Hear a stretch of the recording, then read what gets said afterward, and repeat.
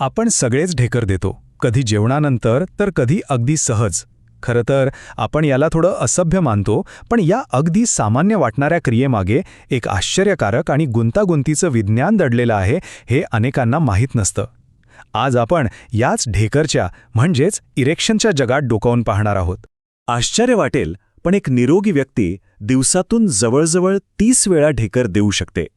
हे आपल्या शरीराचं एक प्रकारे प्रेशर रिलीज व्हॉल्व्ह आहे, जे आपण खाताना पिताना नकळतपणे गिळलेली हवा बाहेर काढायला मदत करतं. तर मग या साध्या दिसणाऱ्या ढेकरमागे नक्की काय घडतं? ही एक साधी क्रिया आहे की एक गुंतागुंतीची प्रक्रिया? आणि जेव्हा ही यंत्रणा नीट काम करत नाही तेव्हा काय होतं? चला, या सगळ्या प्रश्नांची उत्तरे शोधूया आणि ढेकर देण्यामागचं विज्ञान समजून घेऊया.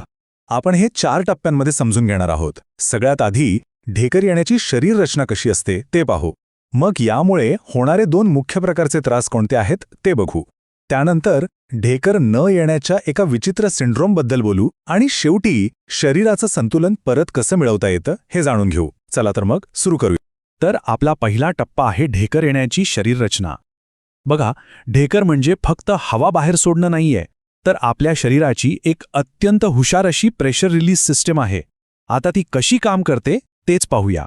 मेडिकल भाषेत ढेकरला इरेक्टेशन म्हणतात, पण हे फक्त हवा बाहेर सोडण्यापुरतं मर्यादित नाहीये. ही एक खूपच गुंतागुंतीची प्रक्रिया आहे. असं समजा की आपले मेंदू, नसा आणि स्नायू मिळून एक ऑर्केस्ट्रा वाजवत आहेत आणि त्याचा शेवटचा सूर म्हणजे ढेकर. या ऑर्केस्ट्रामध्ये 2 मुख्य खेळाडू आहेत, 2 स्नायूंचे दरवाजे.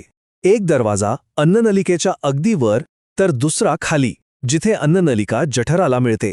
हे दरवाजे म्हणजे वन वे गेट सारखे आहेत.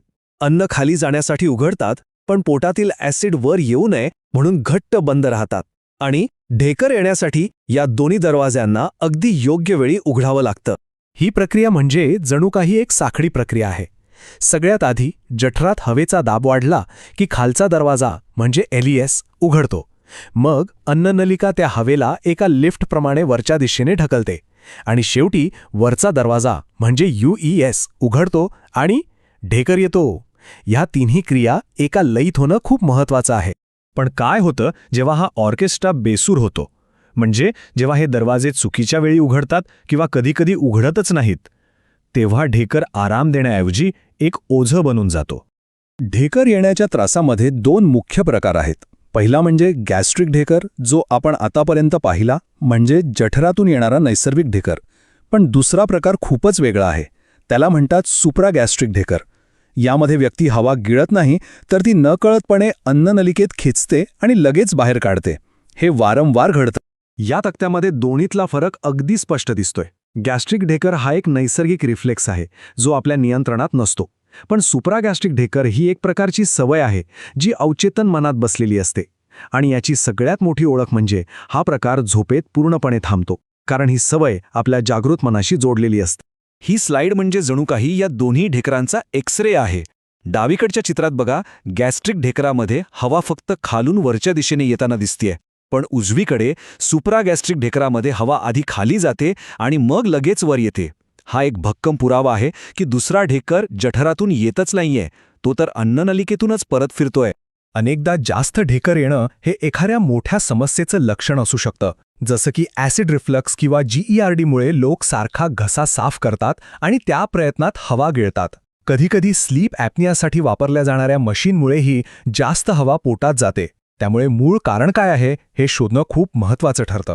आता जरा वेगळा विचार करा. जास्त ढेकर येणं त्रासदायक आहेच, पण ढेकर अजिबातच देता आला नाही तर? हो, ही एक खरी आणि खूप त्रासदायक समस्या आहे. याला RCPD म्हणतात. यात लोकांना असं वाटतं की ते स्वतःच्याच शरीरात अडकले आहेत. कल्पना करा, प्रत्येक जेवणानंतर पोटात एक फुगा फुगतोय, पण हवा बाहेर काढण्याचा कोणताही मार्ग नाही. सतत पोट फुगलेलं असतं, छातीत आणि गळ्यात विचित्र गुडगुड आवाज येतात आणि प्रचंड वेदना होतात. हे फक्त शारीरिक नाही, तर सामाजिकदृष्ट्याही खूप अवघडल्यासारखं करणारं असतं. मग नेमकी अडचण कुठे होते? आठवतोय तो वरचा दरवाजा UES? या सिंड्रोममध्ये हा दरवाजा अन्न गिळताना व्यवस्थित उघडतो, पण जेव्हा हवा बाहेर यायला पाहते तेव्हा तो हट्टीपणे बंदच राहतो. तो जणू काही एक्झिटचा दरवाजाच बंद करून टाकतो. पण या बंद दरवाजाला उघडण्यासाठी एक आश्चर्यकारक अशी चावी आहे. एक असा उपाय ज्याचा सहसा कोणी विचारही करणार नाही. हो, बरोबर ऐकलं. तेच बोटॉक्स जे चेहऱ्यावरच्या सुरकुत्या घालवण्यासाठी वापरतात. डॉक्टर त्या हट्टी स्नायूमध्ये बोटॉक्सचं एक लहानसं इंजेक्शन देतात. बोटॉक्स त्या स्नायूला तात्पुरतं शिथिल करतं, म्हणजे रिलॅक्स करतं, आणि मग तो बंद दरवाजा उघडतो आणि अडकलेली सगळी हवा बाहेर पडते. आणि याचा परिणाम तर अक्षरशः अविश्वसनीय आहे. 80 ते 99% लोकांना फक्त एका इंजेक्शनने कायमचा आराम मिळतो. यात एक इंटरेस्टिंग गोष्ट अशी आहे की बोटॉक्स फक्त त्या स्नायूला तात्पुरतं रिलॅक्स करत नाही, तर ते मेंदूला ढेकर देण्याची योग्य पद्धत पुन्हा शिकवतं. त्यामुळे बोटॉक्सचा प्रभाव संपल्यानंतरही शरीर नैसर्गिकरित्या ढेकर देऊ शकतं. तर या बिघडलेल्या सवयी आणि रिफ्लेक्सेसना पुन्हा रुळावर कसं आणायचं, आपल्या शेवटच्या भागात आपण याच उपायांबद्दल बोलणार आहोत. सुप्रागॅस्ट्रिक ढेकर ही एक सवय असल्यामुळे त्यावरचा उपाय ही सवय बदलण्याचाच आहे. या थेरपीमध्ये लोकांना हवा आत खेचण्यापासून रोखायला शिकवतात. उदाहरणार्थ, पोटाने खोल श्वास घेतल्यावर अन्ननलिकेत हवा खेचणं जवळजवळ अशक्य होऊन जातं. बायोफीडबॅकसारख्या तंत्रज्ञानाने तर ती सवय सुरू होण्याच्या आधीच व्यक्तीला थांबवता येतं. आणि सामान्य ढेकरांसाठी काही सोपे बदल खूप प्रभावी ठरू शकतात. जेवढं हळू खाल तेवढी कमी हवा गिळली जाईल. कोल्ड्रिंक्स आणि च्युइंगम टाळा, कारण ते थेट पोटात हवा भरतात. धूम्रपान सोडा आणि जेवणानंतर बसून राहण्याऐवजी थोडं चालल्याने खूप फरक पडतो. या छोट्या सवयी मोठे बदल घडवू शकतात. तर या सगळ्याचा अर्थ काय? एक साधा ढेकर म्हणजे फक्त हवा नाही. खरं तर ती आपल्या आतड्या आणि मेंदू यांच्यातल्या संवादाची एक खिडकी आहे. ती आपल्याला दाखवते की आपलं शरीर आतून किती आश्चर्यकारकपणे एकमेकांशी जोडलेलं आहे. आणि जाता जाता हा एक विचार नक्की करा. जर एका साध्या ढेकरमागे एवढं मोठं विज्ञान दडलेलं आहे, तर मग शिंक, जांभई किंवा उचकी यांसारख्या क्रिया आपल्याला आपल्या शरीराबद्दल अजून कोणते गोपितं सांगत असतील? विचार करायला लावणारी गोष्ट आहे, नाही का?